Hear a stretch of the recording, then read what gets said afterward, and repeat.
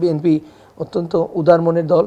সম্ভাবনা সকল রাজনৈতিক দলের সাথে আমাদের সবসময় কিন্তু আপনারা জানেন যে আমরা রাজপথে একসাথে থেকেছি, এখনও কিন্তু আমরা মতামত এবং আমাদের আদর্শগত সব কিছু বিনিময় করছি। কীভাবে আগামী রাষ্ট্র পরিচালনা হবে, কীভাবে আগামীতে সমাজ গঠন করা যাবে, কীভাবে তারুণ্যের এই শক্তিকে কাজে লাগিয়ে বাংলাদেশকে একটি শক্তিশালী অর্থনীতিতে পরিণত করা যাবে। একটি জাতীয় নির্বাচন অত্যাসন্ন, তো সেই নির্বাচনের কৌশল হিসাবেই কিন্তু যারা বিএনপির জনপ্রিয়তা বা বিএনপির যে বাংলাদেশের সবচেয়ে বৃহৎ দল এবং যে কোনোভাবে বিএনপি জনপ্রিয় দল হিসেবে সংখ্যাগরিষ্ঠ আসনে জয়লাভ করবে, সেই জনপ্রিয়তায় অনেকটা ঈর্ষার কারণেই কিন্তু তারা বিএনপির এই ক্ষতি করার জন্য সাময়িক চেষ্টা।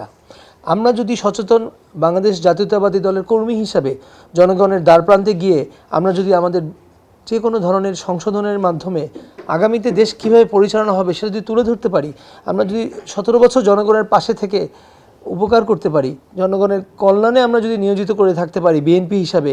আপনি জানেন যে মহামারী করোনার সময়ও কিন্তু বাংলাদেশ জাতীয়তাবাদী দল দলীয় পর্যায়ে ব্যক্তিগত পর্যায়ে জনগণের পাশে থেকে চেষ্টা করে গিয়েছে, জনগণের পাশে থেকে ত্রাণ বা পরিত্রাণ পাওয়ার জন্য। এবং এই অসহায় অবস্থায় তখন যে অর্থনৈতিক অবস্থা ছিল, আমরা নিজস্বভাবে দলীয়ভাবে কিন্তু ত্রাণের মাধ্যমে দুস্থদেরকে চেষ্টা করা হয়েছে। তো আমরা যদি সেই কাজটা জনগণের দল হিসেবে জনগণের সাথে মিশে গিয়ে তাদের সকল সমস্যা, যত ধরনের বিপদ হোক, সেটা যদি আমরা তুলে ধরতে পারি, আমি আশাবাদী যে জনগণ কখনোই মুখ ফিরিয়ে নিবে না, নেয়নি এবং আগামীতেও নিবে না। তো এগুলো সবই সাময়িক অপপ্রচার বলেন, নেতিবাচক যে প্রোপাগান্ডা আমরা বলি, এই প্রোপাগান্ডা একটি উদ্দেশ্য পূরণ করে এবং উদ্দেশ্যমূলক, বিকজ সামনে নির্বাচনের মাধ্যমে যদি কোনো নেতিবাচকভাবে আমাদের জনপ্রিয়তা বা ভোট কমানো যায়, তা আমরা আশা করি আমরা ইতিবাচক দল। বিএনপি অত্যন্ত উদার মনের দল।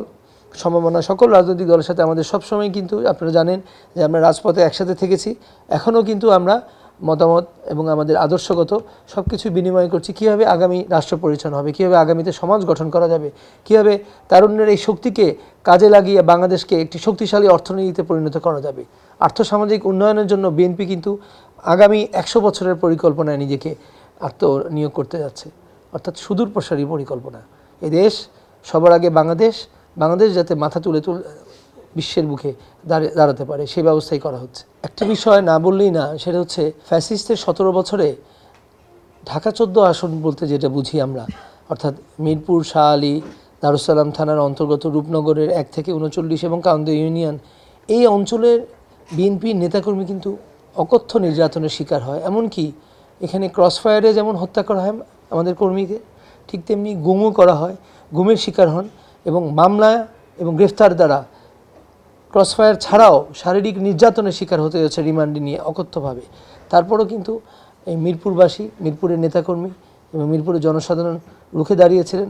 আপনারা জানেন যে 5ই আগস্টেও কিন্তু আমাদের এই মিরপুর থানার অন্তর্গত কবির থেকে শুরু করে আমাদের জয়েন্ট কনভেনার এবং এখানে মিরপুর 10-এ যে রণক্ষেত্র ছিল, এখানে অনেকেই কিন্তু আত্মত্যাগ করেছেন, শহীদ হয়েছেন।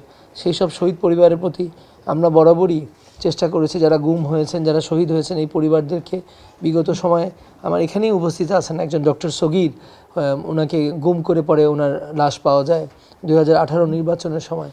তো প্রতিটি পরিবারের কিন্তু আমরা খোঁজখবর রাখি, তাদেরকে সহযোগিতা, তাদের সন্তানদের জন্য শিক্ষাবৃত্তি থেকে শুরু করে তাদের প্রতি আমাদের যে দায়িত্ব সেটা আমরা পালন করে আসছি। তো বিএনপি কিন্তু জনগণের দল।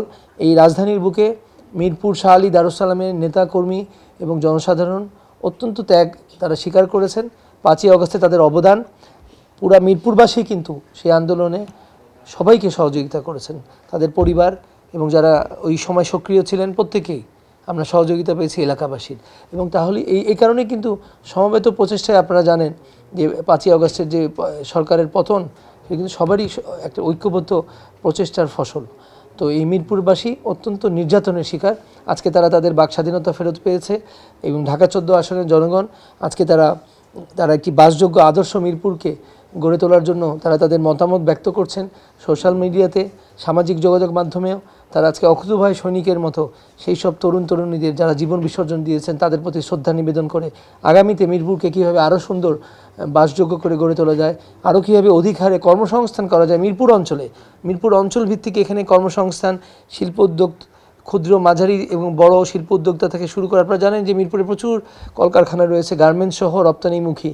এখানে কিন্তু হাজার হাজার শ্রমিকরা এখানে বসবাস করেন। সো নিম্নবিত্ত, নিম্ন আয়, মধ্য আয় সব ধরনের লোকই কিন্তু মিরপুর একটি বাণিজ্যিক কেন্দ্র হিসেবে গড়ে উঠেছে ঢাকার মধ্যে। তো সেই মিরপুরে আগামীতে এই অনেকগুলো বেসরকারি বিশ্ববিদ্যালয় আছে, হাসপাতাল আছে, হাসপাতাল জোন আছে।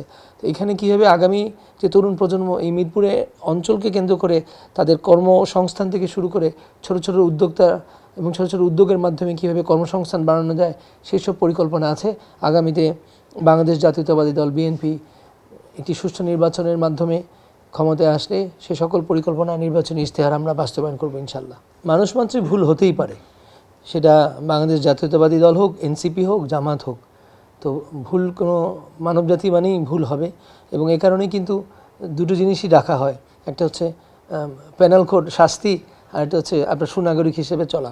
তো প্রলোভন বলবো না, অবশ্যই আমাদের এই বৃহত্তর মিরপুরেও কিছু বিচ্ছিন্ন ঘটনা ঘটেছে, যার ফলশ্রুতিতে দল থেকে তাৎক্ষণিকভাবে বেশ কিছু নেতাকর্মীকে বহিষ্কার করা হয়েছে শৃঙ্খলা পরিপন্থী কাজ করার জন্য।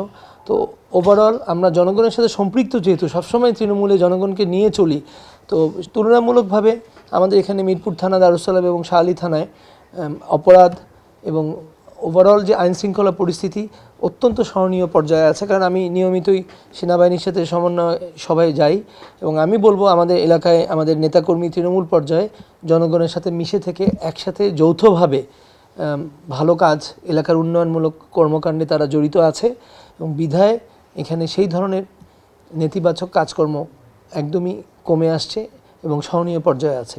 তো আগামীতে এই মিরপুর আরও বাসযোগ্য আদর্শ স্থান হিসাবে ঢাকার বুকে খুব অচিরে স্থান নিয়ে নেবে বলে আমি আশা করি।